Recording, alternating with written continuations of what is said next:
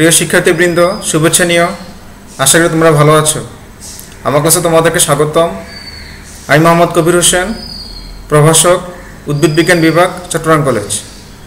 আজ তোমাদের সাথে জীববিজ্ঞান প্রথম পত্রের জীবের পরিবেশ বিস্তার ও সংরক্ষণ অধ্যায়ের ইকোলজিক্যাল পিরামিড নিয়ে আলোচনা করব। পাঠ শেষে তোমরা বাস্তুতন্ত্র কী তা বলতে পারবে, বাস্তুতন্ত্রের উপাদান সমূহ সম্পর্কে বলতে পারবে, ইকোলজিক্যাল পিরামিড ব্যাখ্যা করতে পারবে, বিভিন্ন প্রকার ইকোলজিক্যাল পিরামিডের মধ্যে তুলনা করতে পারবে।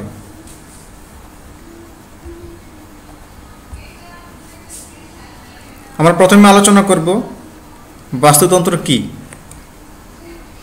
আমরা এখানে একটি ছবি দেখতেছি যেখানে জড় উপাদান এবং জীব সম্প্রদায় রয়েছে। জড় উপাদানের মধ্যে রয়েছে আলো, মাটি, পানি, বায়ু, জৈব এবং অজৈব উপাদান। আর জীব সম্প্রদায়ের মধ্যে রয়েছে উদ্ভিদ, প্রাণী, বীজক। উদ্ভিদ সালোক সংশ্লেষণ প্রক্রিয়ায় খাদ্য তৈরি করে প্রাণী উদ্ভিদকে খাদ্য হিসেবে গ্রহণ করার মাধ্যমে সেই খাদ্য প্রাণী দেহে পৌঁছায়। উদ্ভিদ ও প্রাণী দেহ মারা গেলে বীজক মৃতদেহকে পচিয়ে জৈব ও অজৈব উপাদানে রূপান্তরিত করে। উদ্ভিদ আবার এই জৈব ও অজৈব উপাদানগুলোকে খাদ্য হিসেবে গ্রহণ করে। এভাবে উদ্ভিদ, প্রাণী, বীজক এবং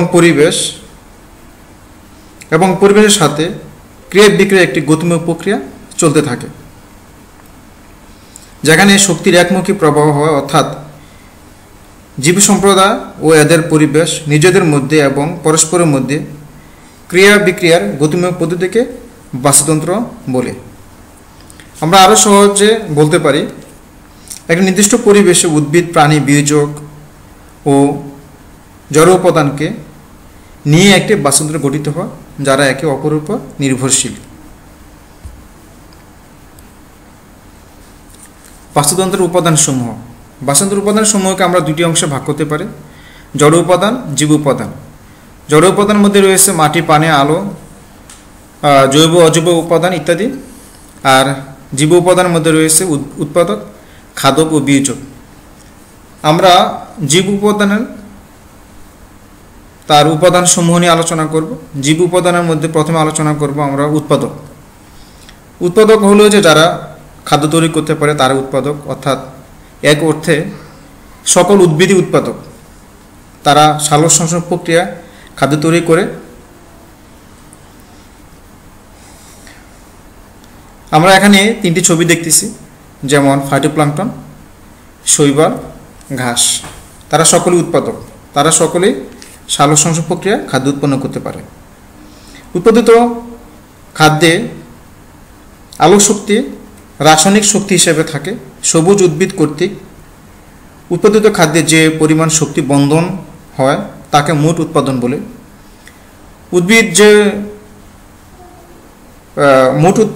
দেহে যে মোট উৎপাদন থাকবে তার প্রায় 90% শক্তি সে শ্বসন কাজে এবং অন্যান্য ক্রিয়া বিক্রিয়া সে ব্যয় করে দেয়।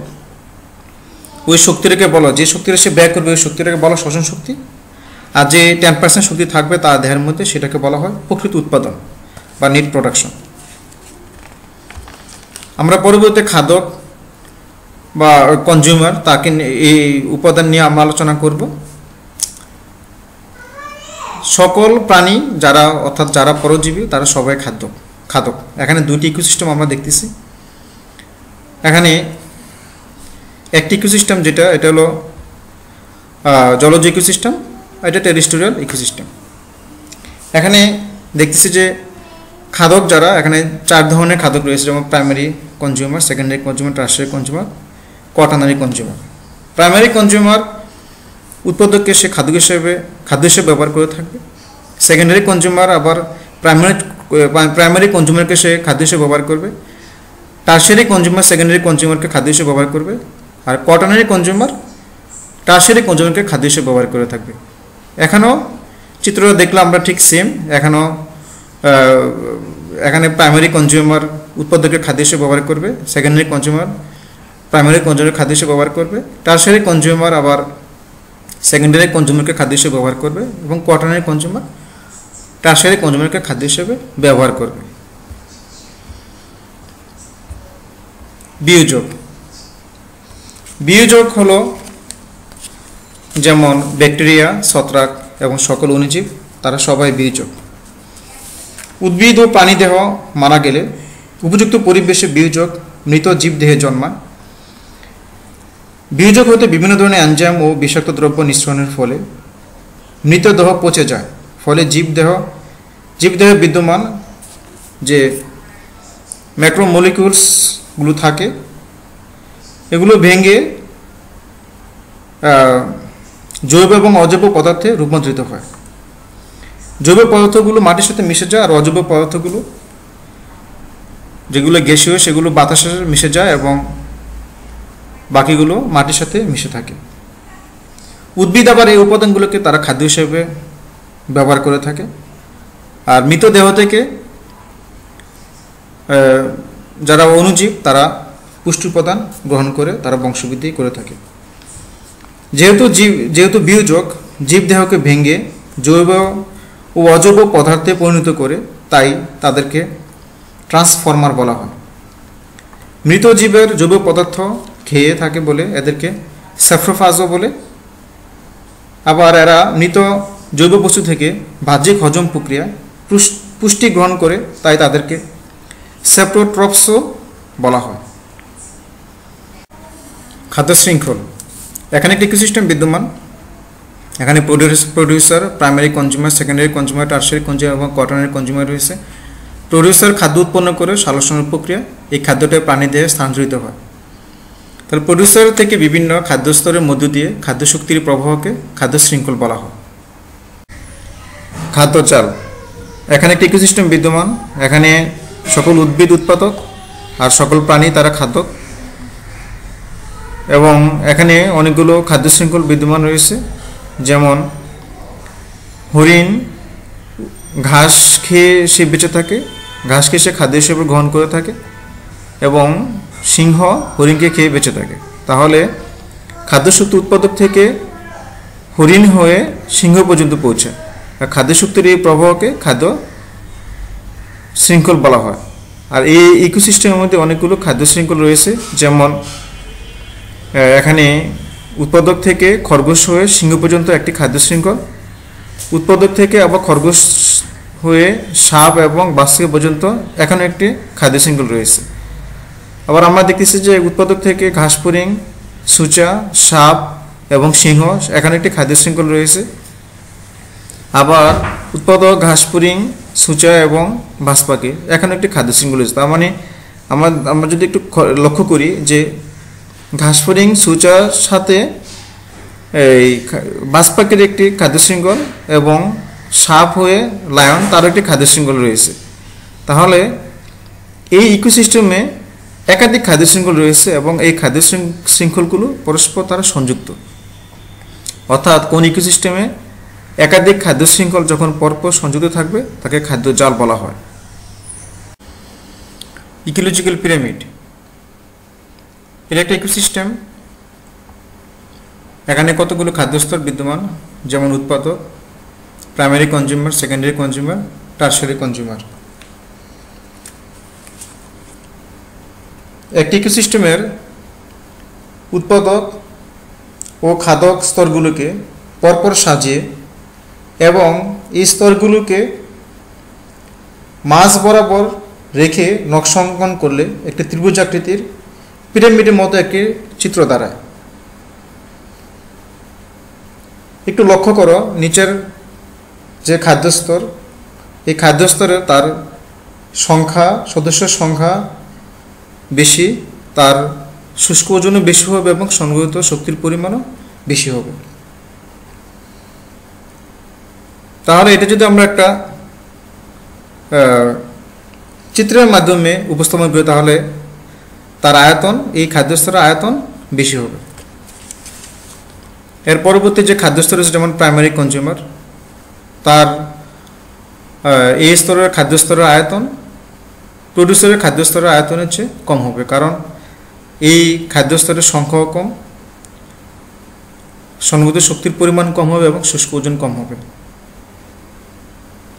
এভাবে ধীরে ধীরে হ্রাস পায় এবং সর্বোচ্চ স্তরের যে আয়তন, তার আয়তন সবচেয়ে কম হবে।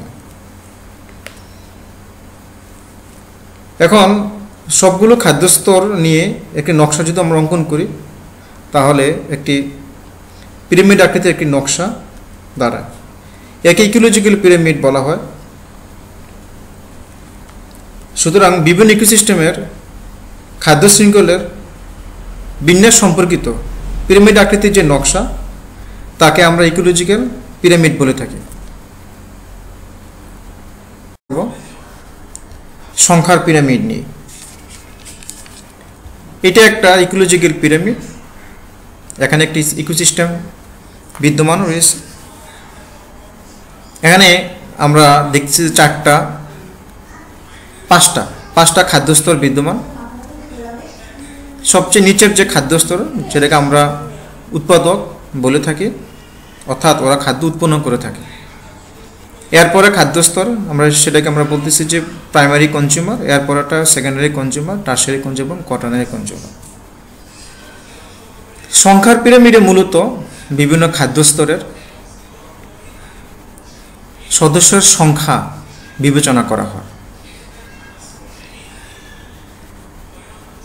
এই খাদ্যস্তরের সদস্য সংখ্যা সবচেয়ে বেশি এবং এর আয়তনও বেশি। এর পরবর্তী খাদ্যস্তর, তার সদস্য সংখ্যা কম। এরপরের খাদ্যস্তর, তার সদস্য সংখ্যা প্রাইমারি কনজিউমারের থেকেও কম। এরপরের খাদ্যস্তর অর্থাৎ টারশিয়ারি কনজিউমার, তার সদস্য সংখ্যা সেকেন্ডারি কনজিউমার থেকে কম, এবং কোয়াটারনারি কনজিউমারের সদস্য সংখ্যা টারশিয়ারি কনজিউমার থেকে কম হবে। তাহলে সংখ্যা পিরামিড বলতে আমরা বলবো কোন ইকোসিস্টেমে খাদ্যস্তরের জীবের সংখ্যাভিত্তিক সম্পর্ক দেখানোর জন্য অঙ্কিত নকশাকে সংখ্যার পিরামিড বলবো। জীবভর পিরামিড, এখানে একটি ইকোসিস্টেম বিদ্যমান রয়েছে এবং এখানেও 5টি খাদ্যস্তর বিদ্যমান।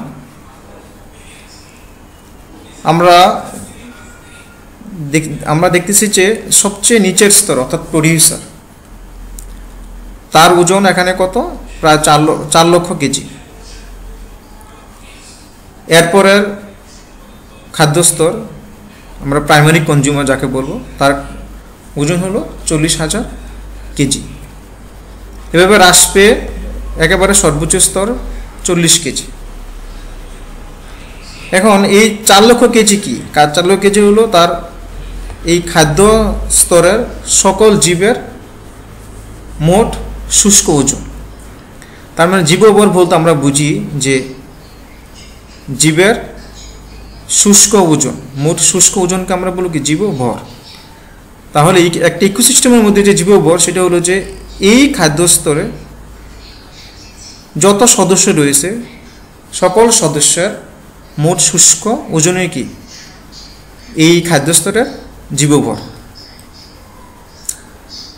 তারপর আমরা প্রাইমারি কনজিউমার যদি দেখি, তাহলে বুঝতে পারবো যে প্রাইমারি কনজিউমার যারা রয়েছে সকল জীবের দেহের মোট শুষ্ক ওজন এই স্তরের জীবভর।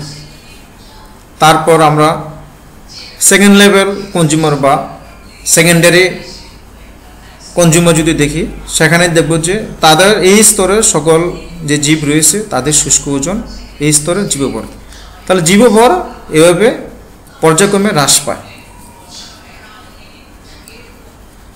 এবং এই খাদ্যস্তরগুলো যদি আমরা জীবভর ভিত্তিতে পরপর সাজাই এবং একটি নকশা অঙ্কন করি, এই নকশাটা পিরামিড সদৃশ্য হবে। তাহলে আমরা জীবভর পিরামিড বলতে আমরা বুঝি যে একটি ইকোসিস্টেমে জীবভর সম্পর্ক দেখানোর জন্য পিরামিড আকৃতির যে নকশা, এই নকশাকে বলা হবে জীবভর পিরামিড।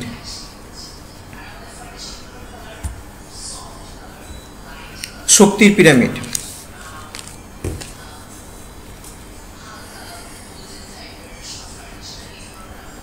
এটা একটা ইকোসিস্টেম। এই ইকোসিস্টেমের মধ্যে আমরা দেখি 4টি খাদ্যস্তর রয়েছে: producer, primary consumer, secondary consumer, tertiary consumer. আমরা পূর্বে আলোচনা করেছি যে প্রোডিউসার হলো যে উৎপাদক, অর্থাৎ তার মূল কাজ হলো খাদ্য উৎপন্ন করা। সে খাদ্য উৎপন্ন করে সালোক সংশ্লেষণ প্রক্রিয়া, আর সে খাদ্য সালোক সংশ্লেষণ প্রক্রিয়া খাদ্য উৎপন্ন করার জন্য আলো প্রয়োজন হয়। অর্থাৎ সূর্যালোকে যে পরিমাণ আলোক শক্তি থাকে, একটা প্রোডিউসার সমস্ত শক্তি কিন্তু সে তার দেহের মধ্যে বন্ধন করতে পারে না। তার আলোক শক্তির মাত্র 1% প্রোডিউসার খাদ্য উৎপন্ন করার মাধ্যমে তার দেহের মধ্যে বন্ধন করে। অর্থাৎ আমরা এখানে একটা সংখ্যা দেখতেছি যে এখানে 10 লক্ষ কিলোক্যালোরি সূর্যালোক রয়েছে, তাহলে 1% হিসাব করলে তাহলে আসতেছে কত? 10,000 কিলোক্যালোরি। তার মানে উদ্ভিদ সালোক সংশ্লেষণ প্রক্রিয়া এখানে যে 10 লক্ষ কিলোক্যালোরি আলোক শক্তি ছিল, তার 1% আলোক শক্তি সে রাসায়নিক শক্তি হিসেবে তার দেহের মধ্যে সঞ্চয় করেছে। প্রাইমারি কনজিউমার উৎপাদককে খেয়ে বেঁচে থাকে। প্রাইমারি কনজিউমার তার 10% কিলোক্যালোরি গ্রহণ করবে, কারণ প্রোডিউসার যে তার দেহের মধ্যে যে 10,000 কিলোক্যালোরির যে শক্তি রয়েছে, এই শক্তির প্রায় 90% শক্তি সে শ্বসন কাজে এবং অন্যান্য ক্রিয়া বিক্রিয়ার মাধ্যমে সে ব্যয় করে দেয়। আমরা জানি যে শক্তিটা সে ব্যয় করে সেই শক্তিকে বলা হয় শ্বসন শক্তি, আর যে শক্তিটা থাকবে সেই শক্তিটা নিট প্রোডাকশন বলি আমরা। তাহলে প্রাইমারি কনজিউমার শুধুমাত্র নিট প্রোডাকশন যেটা থাকবে সেটা সে গ্রহণ করবে, অর্থাৎ 10% সে গ্রহণ করতে পারবে। তাহলে প্রাইমারি কনজিউমারকে আবার সেকেন্ডারি কনজিউমার গ্রহণ করবে, আবার সেকেন্ডারি কনজিউমারকে টারশিয়ারি কনজিউমার গ্রহণ করবে।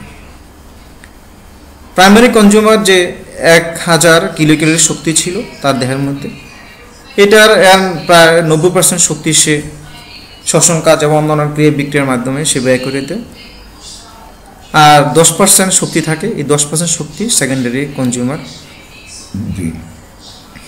গ্রহণ করবে।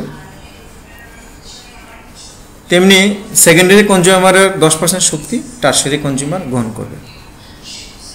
তাহলে আমরা দেখি যে এখানে বিভিন্ন খাদ্য স্তরের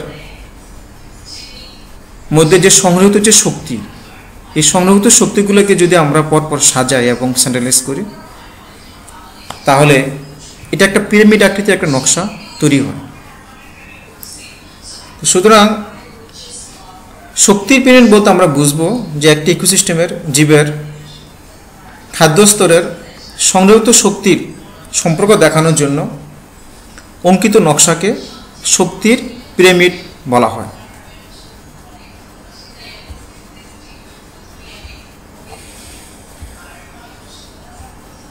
আমরা এখন আলোচনা করব বিভিন্ন প্রকার ইকোলজিক্যাল পিরামিডের মধ্যে তুলনা। এখানে 3টি ইকোলজিক্যাল পিরামিড রয়েছে, যেমন সংখ্যার পিরামিড, জীবভর পিরামিড, শক্তির পিরামিড। সংখ্যার পিরামিডের বিবেচ্য বিষয় হলো তার খাদ্যস্তরে জীবের সংখ্যা। জীবভর পিরামিডের বিবেচ্য বিষয় হলো জীবভর, অর্থাৎ খাদ্যস্তরের জীবের মোট শুষ্ক ওজন। শক্তির পিরামিডের বিবেচ্য বিষয় হলো খাদ্যস্তরের সংগৃহীত শক্তি। তথ্য সংগ্রহ পদ্ধতি। সংখ্যার পিরামিডে তথ্য সংগ্রহ পদ্ধতি হলো যে প্রতিটি খাদ্যস্তরে জীবের সংখ্যা এখানে লিপিবদ্ধ করা হয়, আর জীবভর পিরামিডে জীবের মোট শুষ্ক ওজন লিপিবদ্ধ করা হয়।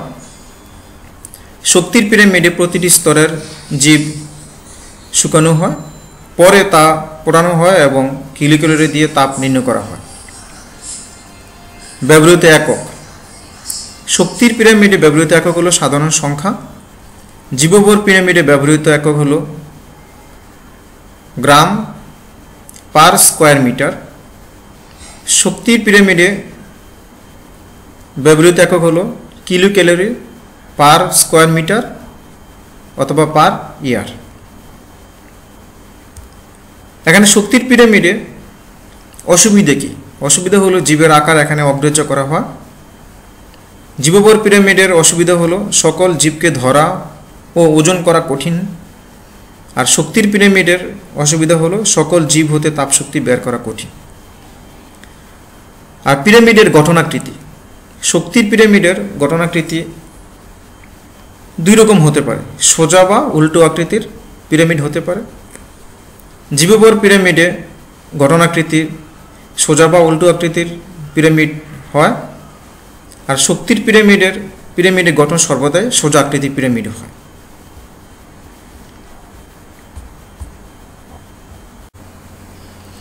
সংখ্যার পিরামিডের গঠনাকৃতি, এর গঠন দুই রকম হতে পারে, যেমন সোজা পিরামিড হতে পারে এবং উল্টো পিরামিড হতে পারে। আমরা এখানে দুটি ইকোসিস্টেম দেখতেছি, একটা গ্রাসল্যান্ডের ইকোসিস্টেম, একটা হলো এখানে টেরেস্ট্রিয়াল ইকোসিস্টেম। এই যে গ্রাসল্যান্ডের ইকোসিস্টেম, সেখানে উৎপাদকের সংখ্যা বেশি, যার কারণে এর আয়তনও বেশি। এরপরে যে খাদ্যস্তর, তাদের সংখ্যা কম, তাদের আয়তন কম। ধীরে ধীরে একেবারে সর্বোচ্চ যে স্তর, যেটা হতো কোয়াটারনারি যে কনজিউমার, তার আয়তন কম। এই কারণে স্তরগুলোকে যদি আমরা পরপর সাজাই, তাহলে দেখা গেল যে এখানে একটি সোজা আকৃতি একটা পিরামিড সৃষ্টি হয়, যেখানে একেবারে নিচের যে স্তর তাদের সংখ্যা বেশি থাকবে এবং একেবারে উপরের স্তরের সংখ্যা কম থাকবে। আর এখানে যে একটা ইকোসিস্টেম আমরা দেখতেছি, এর যে প্রডিউসার তার সংখ্যা কম, অর্থাৎ এখানে একটি বড় বৃক্ষ, এই বৃক্ষের উপর কতগুলো পাখি নির্ভরশীল, এই বৃক্ষ থেকে তারা খাদ্য গ্রহণ করে থাকে। তাহলে এখানে বৃক্ষ একটি, তার আমরা চিত্রের মাধ্যমে উপস্থাপন করলে তার আয়তনও কম থাকবে। এরপরের যে স্তর, তাদের সংখ্যা বেশি এবং তাদের আয়তন আমরা যদি একটি চিত্রের মাধ্যমে উপস্থাপন, তাহলে তার আয়তন বেশি হবে। এরপরের স্তরের সংখ্যা বেশি, আরও বেশি, তাহলে এর আয়তন আর একটু বেশি হবে।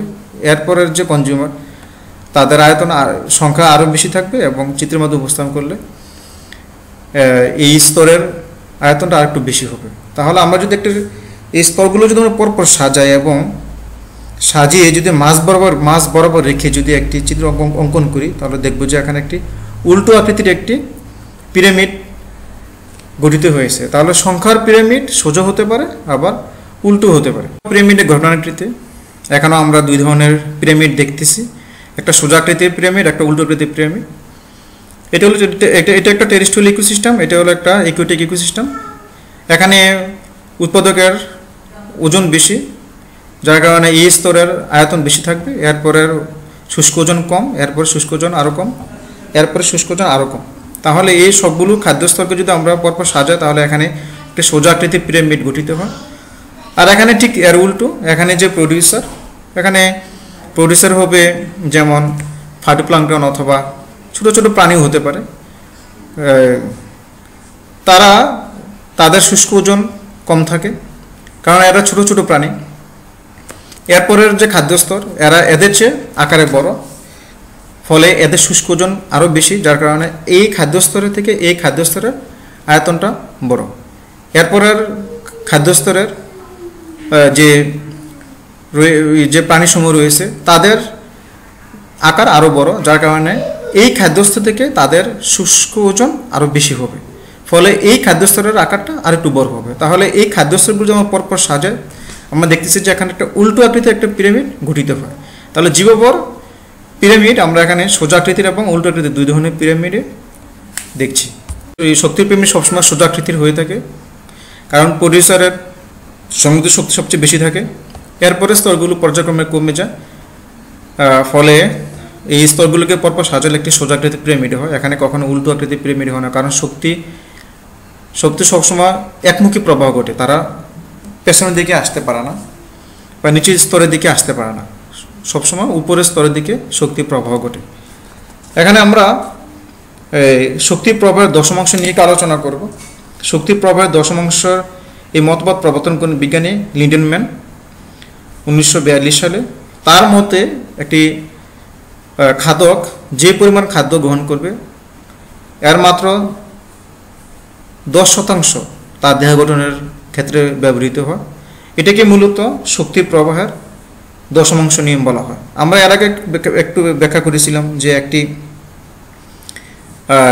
খাদ্যস্তর, যেমন এখানে প্রাইমারি কনজিউমার যদি প্রডিউসারকে গ্রহণ করে থাকে, খাদ্য হিসেবে গ্রহণ করে থাকে, তাহলে প্রডিউসারের শুধুমাত্র নিট প্রোডাকশন সে খাদ্য হিসেবে গ্রহণ করে থাকে, যার কারণে সে 10% শক্তি পায়। আমরা এইভাবে এটা ব্যাখ্যা করতে পারি। তাহলে শক্তির প্রবাহের দশমাংশ হলো যে একটি খাদক যে পরিমাণ খাদ্য গ্রহণ করবে তার শুধুমাত্র 10% তার দেহ গঠনের ক্ষেত্রে ব্যয় হয়। যেমন একটি হরিণ যদি সে 100 কেজি খাদ্য গ্রহণ করে, তাহলে শুধুমাত্র তার 10 কেজি খাদ্য তার দেহ গঠনের ক্ষেত্রে ব্যয় হবে। বাড়ির কাজ, তোমরা ইকোলজিক্যাল পিরামিড সম্পর্কে বাসায় পড়বে এবং বিভিন্ন ধরনের ইকোলজিক্যাল পিরামিডের চিত্র খাতা আঁকবে আর বাস্তুতন্ত্রের শক্তির একমুখী প্রবাহ ব্যাখ্যা করবে। আশা ক্লাস এখানেই শেষ। তোমাদের সকলকে ধন্যবাদ।